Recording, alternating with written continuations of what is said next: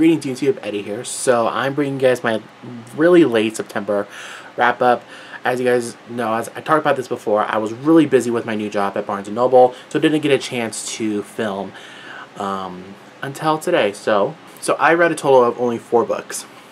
And yeah, so there's that.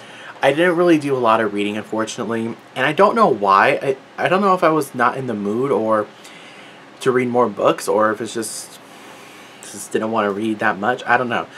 So I will talk about all of them. I have a review of one of them, which I will link down below, and click the eye right over there.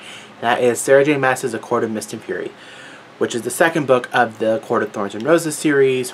This one picks up right after A Court of Thorns and Roses, and we delve into more of the relationship between Feyre and Tamlin, while also exploring the characters of Rhysand, Cassian, Lucian, and more about like the Night Court and that kind of stuff. The first one was a Beauty and the Beast inspired story. This one's a Persephone one. And I gave this one a 3 out of 5 or 4 out of 5. I can't remember which. I didn't really love this one as much as the first one. The first one was absolutely amazing. This one, it was good, except it was like 200 pages too long. I think that and like I talked about this in the review, so go ahead and check that out. I think I said that the sex scenes were absolutely unnecessary for the story. I don't mind sex scenes, like I said, in books. I really loved Rhysand. I know people will disagree with me, but I really loved Rhysand.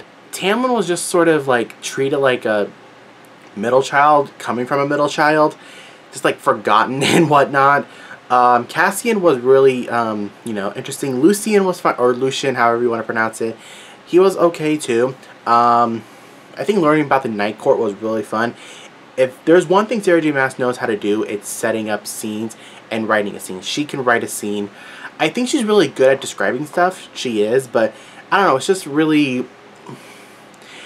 There was a part of the book where I was just like uninterested, and it was like in the middle. I'm just like, oh my god, can there something interesting happen, please? So I am excited for A Court of Wings and Ruin. I'll get to it when I get to it. And also, I'm not excited for Silver Flames because I hate Nesta. I really, really hate Nesta so much. She's like, I cannot stand her.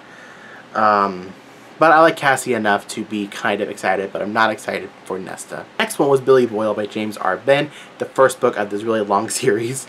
And this is a World War II mystery.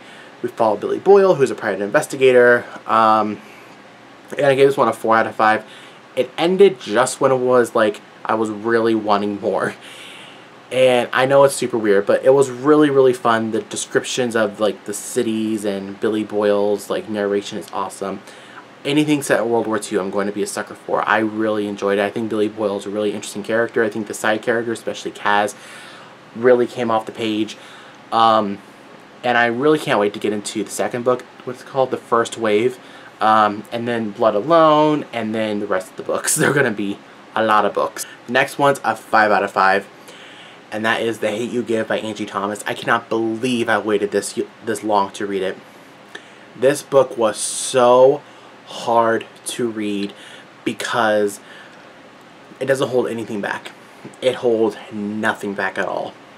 It was really, really disturbing, aggravating, sad, powerful.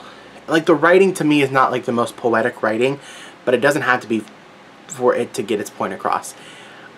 This, and I watched the film, and the film was spectacular, minus Anthony Mackie, because I don't like Anthony Mackie, but the cast was excellent. I think that everybody needs to read The Hate You Give.